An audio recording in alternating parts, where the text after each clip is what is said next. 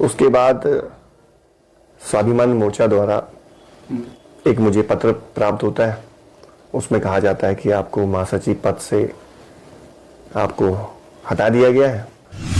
और मैं लगातार इस तरह से लोगों से बात करता रहा, एक होने की, सबके साथ मेरी बातचीत होती रही। तो स्वाभिमान मोर्चा के संगठन को लगा कि मैं कहीं ना कहीं उन्हें कमजोर कर रहा हूं और इस वजह से उन्होंने मुझे महासचिव पद से हटा दिया। खैर, मैं इस फैसले का भी मैं एक तरह से इस पर मैंने कोई आपत्ति भी नहीं जताई, ना मैंने अपना पक्ष रखा कि आपने मुझे क्यों हटाया। मुझे लगा कि आपने जो निर्णय ले लिया है आपके दृष्टिकोण से वो निर्णय सही होगा, लेकिन जो मैं अपना काम कर ही रहा हूं वो मैं अपना आगे बढ़ाता रहूंगा। मोहित भाई, स्वाभिमान मोर्चा की हम बात करें तो स्वाभिमान मोर्चा में लंबे समय से आपकी सक्रियता नहीं दिख रही है। कहा जा रहा है कि महासचिव पद से आपकी विदाई कर दी गई है, पदमुक्त आपको कर दिया गया है। इतनी जल्दी जो है ये सब कुछ हो गया और ये पत्र भी हमें प्राप्त हुआ।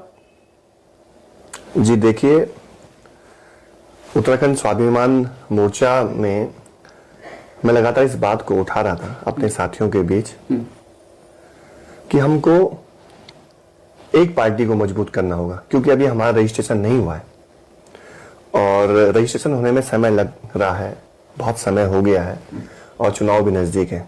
इसलिए हम किसी एक क्षेत्रीय पार्टी को मजबूत करें ताकि एक दिशा में हम अपनी ताकत लगा सकें, या फिर जो क्षेत्रीय पार्टियां यहाँ पर सक्रिय हैं उनसे हम लगातार वार्ता करें, बातचीत करें, एक ऐसा कार्यक्रम तय करें कि हम सब लोग एक दिखाई दें जनता के बीच में। जनता के बीच भ्रम की स्थिति बनी हुई है, उसको दूर किया जाना बहुत जरूरी है। लोग ये सोचकर चल रहे हैं कि ये लोग एक हैं, अलग हैं, इस तरह की धारणा आम जनता के बीच बन रही है। इस धारणा को कैसे तोड़ेंगे? हमने कहा कि इस तरह से कर सकते हैं कि एक बार सबके साथ हम लोग मीटिंग करें, बातचीत करें। इसके लिए तमाम क्षेत्रीय पार्टियां, उनसे हम बातचीत कर सकते हैं और जनता के बीच एक स्पष्ट संदेश दे सकते हैं कि हम एक होकर लड़ेंगे और हमारा ये कार्यक्रम है और हमारी सोच ये है, हमारी विचारधारा इस तरह से आगे बढ़ेगी। ये मैं लगातार बात करता हूं और मैंने इस बात को कहने में कोई गुरेज नहीं है। मैंने लगातार अपने साथियों से बात की, जितने स्वाभिमान मोर्चे में और भी हमारे साथी जुड़े हुए हैं उनसे मेरी बातचीत हुई, तो लगभग सभी लोग इस बात पर सहमत थे कि हाँ, हमें एक पार्टी को, क्षेत्रीय पार्टी को मजबूत करना चाहिए। और क्योंकि हमारा भी रजिस्ट्रेशन नहीं हुआ है और चूंकि पहले से इस राज्य में बहुत सारी क्षेत्रीय पार्टियां बनी हैं, तो लोगों के बीच एक संदेश भी है कि हर बार यहाँ क्षेत्रीय पार्टियां बनती हैं, लोग अपनी अपनी पार्टियां बनाते हैं और जनता की जो लड़ाई है, मुद्दे हैं, सोच है, वो एक तरह से लड़ाइयां कमजोर हो जाती हैं। एक ऐसी सोच बन जाती है फिर कि सब लोग अपनी अपनी पार्टी बना रहे हैं। तो मैं चाहता कि जनता के बीच ये संदेश ना जाए, इसलिए हम लोग या तो फिर एक साथ होकर चुनाव लड़ें या फिर एक पार्टी को मजबूत करें, एक गठबंधन बनाएं। ये सोच हमारी थी। और जब मैंने सब लोगों से बातचीत की, तमाम पार्टियों से, यूकेडी से मैंने बात की और भी लोगों से मैं बात लगातार कर ही रहा था कि हमें क्या करना चाहिए, आपका विचार क्या है। अपने तमाम साथियों से बात की। उसके बाद स्वाभिमान मोर्चा द्वारा एक मुझे पत्र प्राप्त होता है। उसमें कहा जाता है कि आपको महासचिव पद से आपको हटा दिया गया है। और क्या हटाने से पहले जो पत्र प्राप्त हुआ, इससे पहले आपसे पूछा जाता है, इस प्रकार से कुछ बातचीत की जाती कि आपको पदमुक्त करने के विषय में, या फिर एक आदेश, तुगलकी फरमान जारी कर दिया? मुझे एक नोटिस दिया जाता है कि आपने इस तरह से किया, आप पार्टी को तोड़ने की कोशिश कर रहे हैं, संगठन में आप इस तरह से कर रहे हैं कि आप नुकसान पहुंचा रहे हैं। मैंने कहा मैं नुकसान नहीं पहुंचा रहा हूं, ये बात सबके सामने मैंने रखी। मैंने कहा एक प्रस्ताव है, इस पर विचार करना चाहिए, इसके अलावा मेरी कोई और बात नहीं हुई।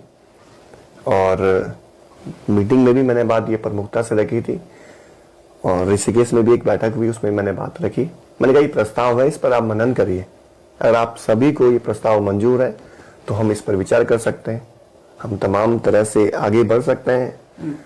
और यही बात थी सिर्फ कि मैं सिर्फ ये सोचकर चल रहा था कि हम एक पार्टी को मजबूत करें, क्योंकि हमारा रजिस्ट्रेशन नहीं हुआ है और अगर हम एक पार्टी को मजबूत नहीं करते हैं तो हम कम से कम गठबंधन की स्थिति में आ जाएं, अभी से वार्ता करें, बातचीत करें। लेकिन जब मुझे इस तरह के संकेत नहीं मिले, कोई जवाब नहीं मिला और मैं लगातार इस तरह से लोगों से बात करता रहा, एक होने की, सबके साथ मेरी बातचीत होती रही।